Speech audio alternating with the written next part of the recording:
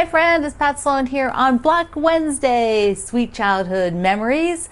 So we're on block 15 and I am giving a nod to our summer breaks in school.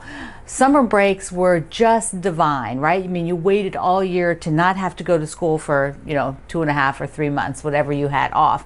I guess I could have done spring break. This would have been this time of year, but no, we're talking about summer break, the things that happened on your summer break. So first let's take a look at the pattern. So it is super simple. Our last small block, this is an easy one. And so if you need to catch up, you'll be able to, so you can get on board or you can work on your border, etc., etc. So here it is in repeat. I think it would be fabulous for those 2.5-inch squares that we have laying around that you've been saving and saving. You could do a quilt like this. Isn't that cute? I might have to do that as one of my starts and stops. Who knows? Okay, so summer break. Tell me about something that happened on your summer break that was wonderful. We're not going into the things that were. We just want to talk about the wonderful things. I mean, so many for me. One that's not on here was when my dad had to work in the summer up in New Hampshire. And so my family rented a house since we would be there almost the entire summer. And the house came with some beach access. And I just remember the house was gigantic. We came from this little apartment to this gigantic, big house. It was so much fun. And then there was like a big clearing where there was our house and then a house on the other side. Then there was a road between it and went back into the forest, like a little fairy forest. And back in there was another house with a lady who was very nice, and we would walk back there, and I don't know what we did, I don't remember, but she just remember she was nice. But it was just like this little fairy path that went into the woods. We went swimming, we went on picnics. It was just such a fun summer.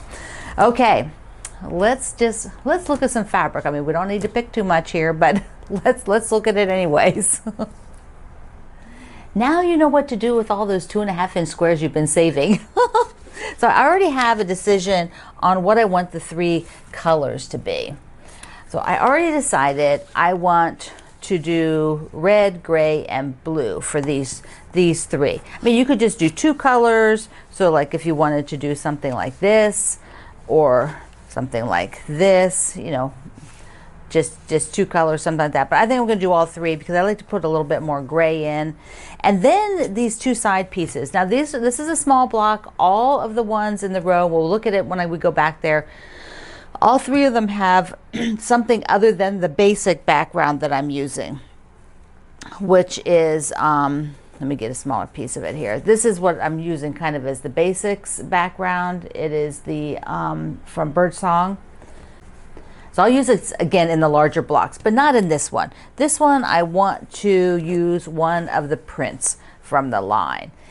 So, I'm like thinking, I've used all of them somewhere. By thinking the more open one, there's big flowers above, which isn't even here. I don't know where that one is. Okay, so directly above it is this one. So directly above it is this one, and then directly above that is this one as backgrounds, those 2. So I don't want to use those 2, so it narrows it down.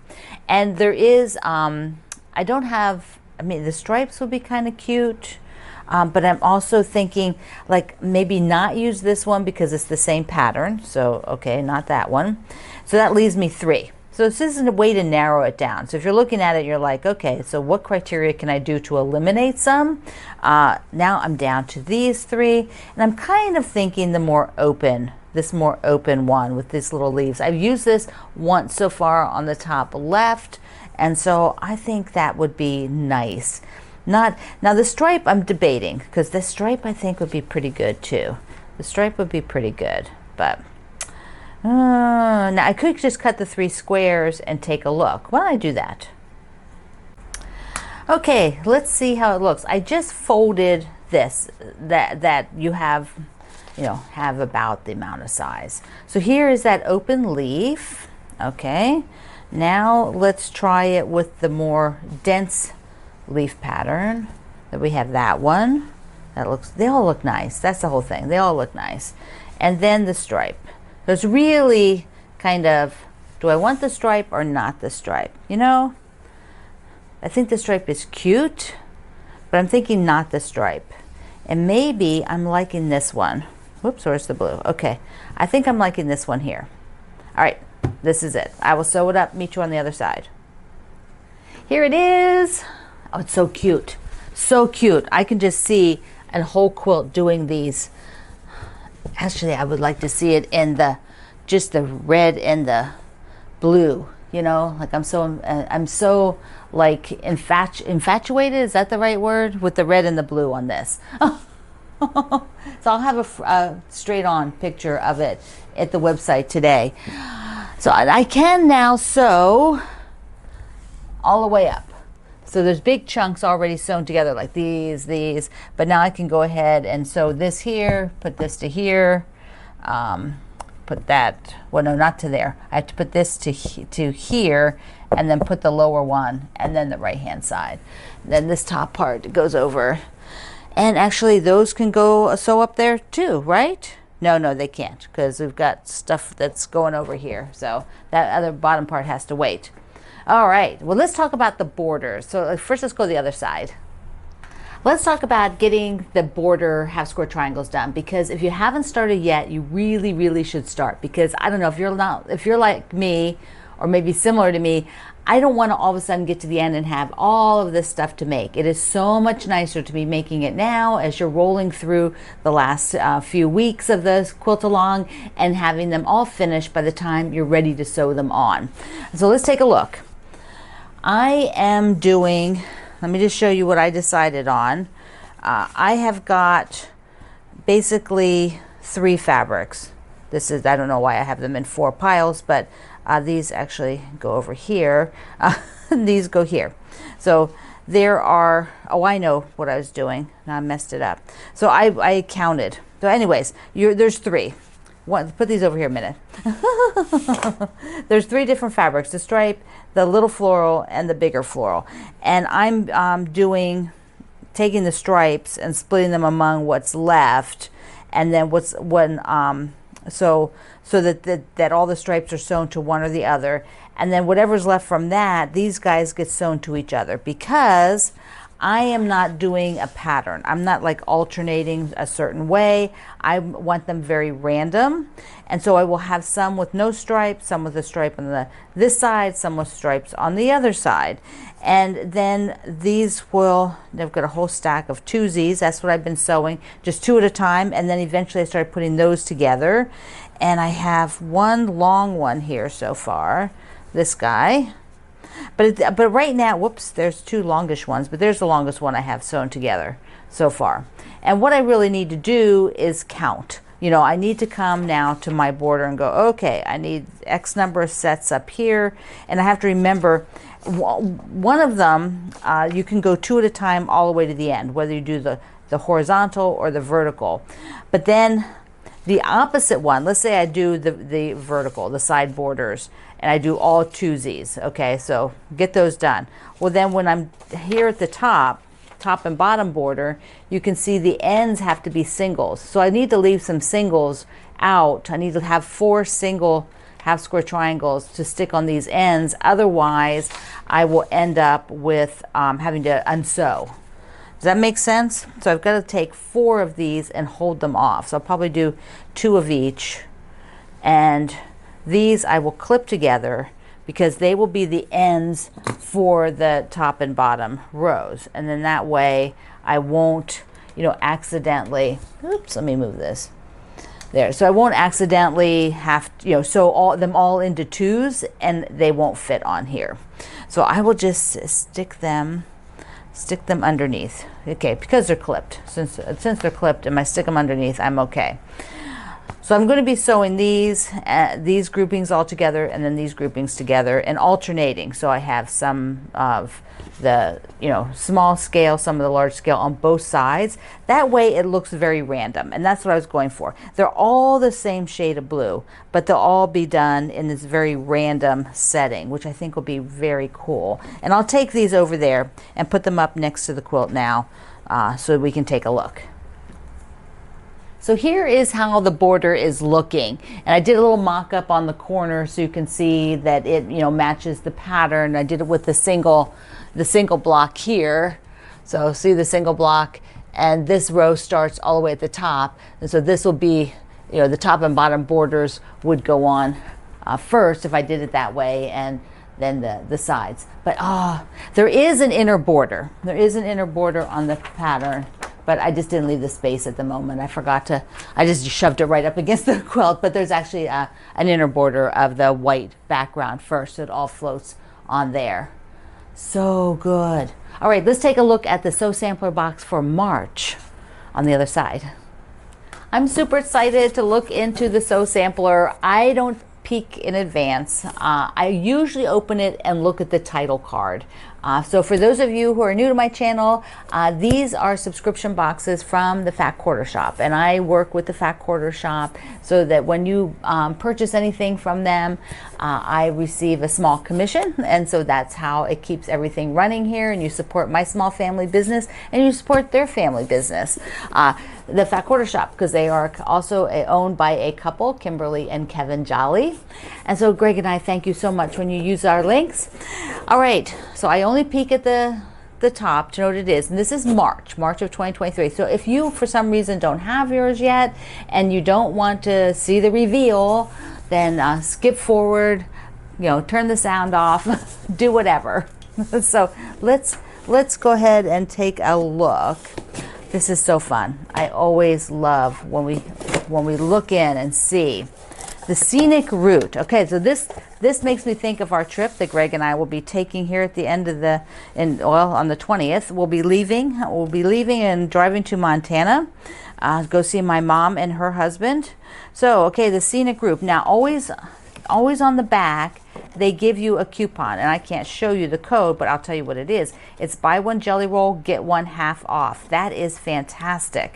So whenever you get your sampler box, be sure that you use your discount code on the back when you're doing one of your orders, because you don't want to miss out.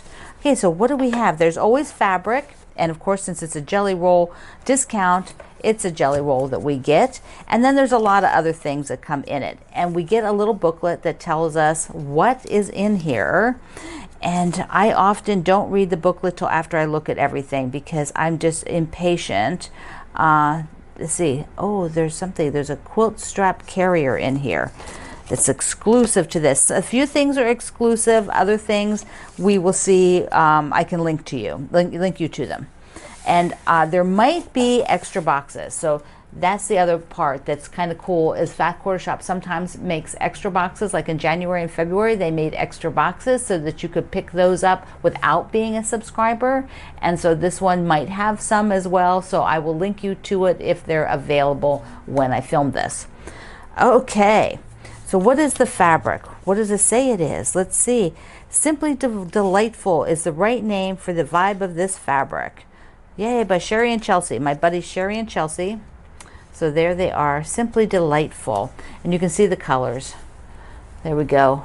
Reds, blues with dots. And there's it looks like a sort of a quilt block with a dot, then a small print, then a small geometric, a stripe. So this is I believe is this a junior jelly roll? Yeah, it's a junior jelly roll. So it has less strips in it. So be aware of that whenever you're working with projects. If you purchase junior jelly rolls, they have less strips than the full-size jelly rolls, which is kind of obvious because those are like twice as big. Okay, let's look at this next. This is a pin magnet, and it's a kitty. Oh my goodness, that's so darling. That is so darling. So it is a suction cup. So that is what's going on under here. So you can see the suction cup. So you can just stick that wherever you need to put a little magnet. Oh, that's so cute. So cute. Okay, we have got the quilt strap carrier. If you're binding on the go or simply headed out for a picnic, don't forget the quilt strap carrier to safely secure your quilts while on the move. Okay, to use, fold and roll up your quilt. Simply slip the strap over and pull. Okay, so it's to put a strap around your quilt and then carry it. So it's instead of putting your quilt in a tote bag, you would use the straps. So I will have to experiment with that to see exactly how they work.